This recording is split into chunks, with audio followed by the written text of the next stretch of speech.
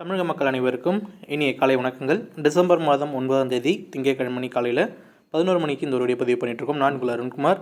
இன்றைக்கி இந்த ஒரு வீடியோ பதிவில் தமிழ்நாட்டுடைய டெல்டா உள் மாவட்டங்களில் பரவலாக கனமழை பெய்ய தொடங்கும் போது, குறிப்பாக கடந்த ஒரு வாரம், அதாவது வடக்கு உள் மாவட்டங்கள், வட மாவட்டங்களில் பலத்த மழை பெஞ்சது. டெல்டா மாவட்டங்களில் பெருசாக மழை இல்லை. ஆனால் இப்போ வரக்கூடிய நிகழ்வு முழுக்க டெல்டா மாவட்டங்களுக்கும் கொங்கு மண்டலங்களுக்கும் மழை கொடுக்கக்கூடிய நிகழ்வாக இருக்குது.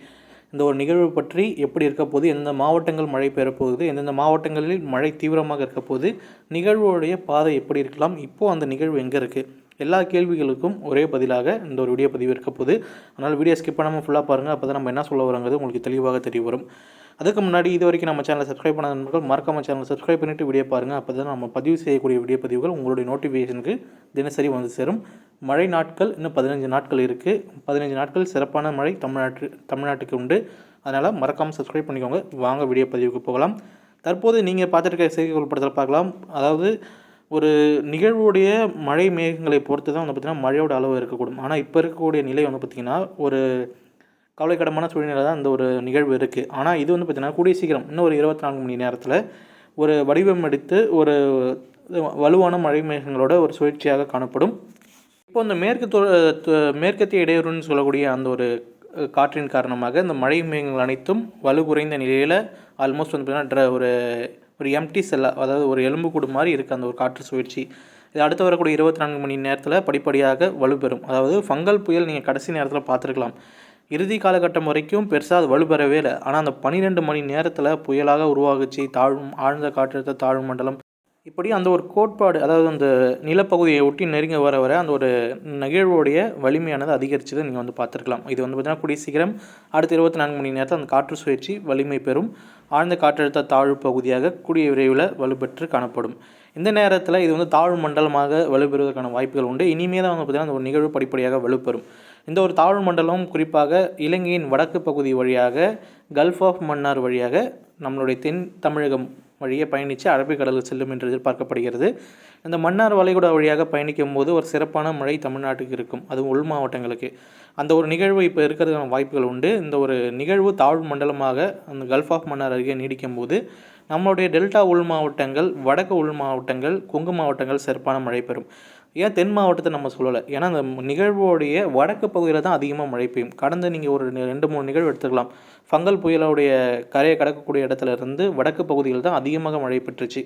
வடக்கு பகுதிகள், வடமேற்கு பகுதிகள். அப்படி பார்த்தாலும் இந்த ஒரு நிகழ்வோடைய வடக்கு பகுதியிலும் வடமேற்கு பகுதியில் தான் ஒரு கூடுதலான மழை பெறுவதற்கான வாய்ப்புகள் இருக்குது. அதனால் இந்த ஒரு நிகழ்வுடைய வழி பாதையில் நீங்கள் வந்து பார்க்கலாம். அதாவது காற்று பிணைப்பு, காற்றோடைய அந்த ஒரு வேகம் எந்த அளவுக்கு இருக்குங்கிறத பார்க்கலாம். இந்த காற்றோடைய வேகம் இருக்கிறதுனால தான் இந்த டெல்டா உள் மாவட்டங்களுக்கும் மத்திய உள் மாவட்டம், கொங்கு மாவட்டங்களுக்கும் மழை மேகங்களுடைய நகர்வு வலுவான நிலையிலேயே இருக்கிறதுக்கான வாய்ப்புகளை கொடுக்கும். அந்த ஒரு நிகழ்வு இப்போது இருக்குது.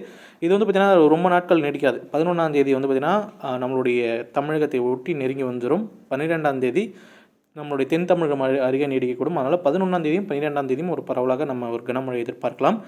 ஒரு மிக கனமழை வரைக்கும் ஒரு சில இடங்களில் அதிக கனமழையும் பதிவாகிறதுன வாய்ப்புகளும் உண்டு. அது எந்தெந்த இடங்களுங்கன்னு இனிமேல் பார்ப்போம்.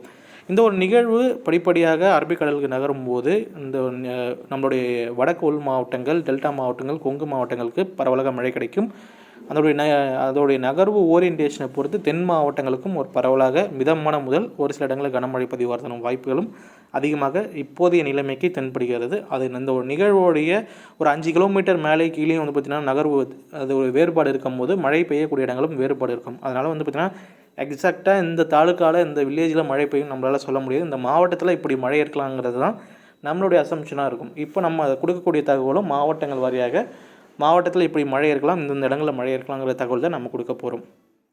முதல் கட்டமாக மழை எங்கே அதிகமாக பெய்ய போகுது, அதாவது இந்த மழையுடைய தீவிரம் எங்கே இருக்கும், இந்த ஒரு நிகழ்வுடைய வடக்கு பகுதிகள், அதாவது இந்த ஒரு நிகழ்வு இப்போ வந்து கல்ஃப் ஆஃப் மன்னார் ராமநாதபுரம் அருகே நீடிக்குதுன்னா ராமநாதபுரத்துக்கு வடக்கு பகுதிகளான நாகப்பட்டினம், காரைக்கால், மயிலாடுதுறை, அதே போல் நம்மளுடைய கடலூர், திருச்சி உள்ளிட்ட மாவட்டங்கள் நல்ல மழை பெறும். அந்த ஒரு காற்றோடைய ஈர்ப்பு நான் முன்னாடியே சொன்னல, அந்த காற்றோடைய வேகம் எந்த இடத்துல அதிகமாக இருக்கோ அந்த இடங்கள்லாம் மழை மேகங்களுடைய வேகம் மற்றும் அந்த உடைய வலிமையானது குறையாது. இப்போ இருக்கக்கூடிய சூழ்நிலையை பார்க்கும்போது திருச்சி மாவட்டம் ஒரு சிறப்பான மழை பெறுவதற்கான வாய்ப்புகள் அதிகமாக உண்டு. அதாவது நாகப்பட்டினம், கடலூர், மயிலாடுதுறை, திருவாரூர், தஞ்சாவூர் மாவட்டங்கள் எந்த அளவுக்கு மழை பெற்றாலும், அதாவது தீவிரமாக மழை கிடைக்கும். அதை காட்டிலும் இதில் வந்து பார்த்திங்கன்னா பெருசாக குறைவு வந்து பார்த்திங்கன்னா இருக்காது. மிஞ்சி போனால் 2-3 சென்டிமீட்டர் தான். திருச்சி மாவட்டம், அதே போல் வந்து பார்த்திங்கன்னா நம்ம கரூர் மாவட்டம், அதனை ஒட்டி இருக்கக்கூடிய பெரம்பலூர், அரியலூர் அந்த மாவட்டங்களுக்கும் இருக்கும். அதனால் கடலூர், பெரம்பலூர், அரியலூர், மயிலாடுதுறை, நாகை, காரைக்கால், புதுச்சேரி, அதேபோல் நம்மளுடைய திருச்சி, கரூர் உள்ளிட்ட மாவட்டங்களில் மிக கனமழை முதல் ஒரு சில இடங்களில் அதி கனமழையும் பரவலாக கனமழையும் இந்த மாவட்டங்களில் நம்ம எதிர்பார்க்கலாம். இதனுடைய நகர்வு பொறுத்து கோயம்புத்தூர், திருப்பூர், ஈரோடு, சேலம், மதுரை, சிவகங்கை, அதேபோல் தேனி, திண்டுக்கல் மாவட்டங்களில் மழை இருக்கக்கூடும். இந்த மாவட்டங்கள்லாம் வந்து பார்த்திங்கன்னா கனமழைக்கான வாய்ப்புகள் உண்டு. சென்னை சென்னை எடுத்துக்கொள்ளும் போது சென்னை, செங்கல்பட்டு, காஞ்சிபுரம் இந்த ஒரு ஏரியா எடுத்துக்கொள்ளும் போது அந்த ஏரியாலாம் வந்து பார்க்கும்போது இந்த ஒரு நிகழ்வு பக்கத்தில் வரும்போது, அதாவது இந்த ஜாஃப்னா பக்கத்தில் வரும்போது மட்டும் மழை இருக்கும். ஒன்ஸ் அந்த நிகழ்வு கீழே இறங்கிடுச்சுன்னா மழையோட தீவிரம் குறையும். அதனால் 11ஆம் தேதி சென்னை மற்றும் அதனை ஒட்டியிருக்கக்கூடிய கேடிசிசி மாவட்டங்களில் பரவலாக மிதமான முதல் கனமழையும் ஒரு சில இடங்களில் மிக கனமழையும் பதிவாகிறதான வாய்ப்புகளும் உண்டு. இந்த மழை முழுக்க முழுக்க டெல்டா மாவட்டங்களுக்கும், டெல்டா உள் மாவட்டங்களுக்கும், கொங்கு மாவட்டங்களுக்கும் பொருந்தும். வட மாவட்டங்கள் ஆல்ரெடி ஒரு நல்ல மழை கிடைச்சிருக்கு. அதனால் இது முழுக்க முழுக்க டெல்டா மாவட்டங்களுக்கு ஒரு பயன் தரக்கூடிய மழையாக அமையும். இந்த ஒரு ப்ரெசிபிடேஷனில் அதிகபட்சமாக 26 சென்டிமீட்டர் வந்து பார்த்திங்கன்னா 3 நாட்டில் காமிக்கிறாங்க. ஆல்மோஸ்ட் டபுளாக காமிக்கணும் 52 சென்டிமீட்டர். நம்ம 52 சென்டிமீட்டர் எக்ஸ்பெக்ட் பண்ண முடியலனாலும் 24 மணி நேரத்தில் 18 சென்டிமீட்டருக்கும் அதிகமான மழை நம்ம டெல்டா உள் மாவட்டங்களில் ஒரு சில இடங்களில் பதிவாகிறதுக்கான வாய்ப்புகள் உண்டு.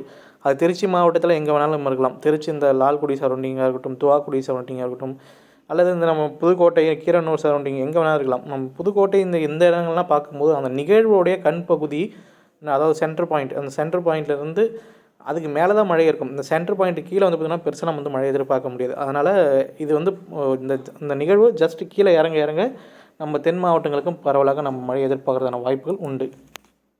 இந்த மழை நம்ம புதன்கிழமை அன்றைக்கி எதிர்பார்க்கலாம். புதன்கிழமை 2 நாட்கள் வந்து பார்த்திங்கன்னா நம்ம பரவலாக கனமழை எதிர்பார்க்கலாம்.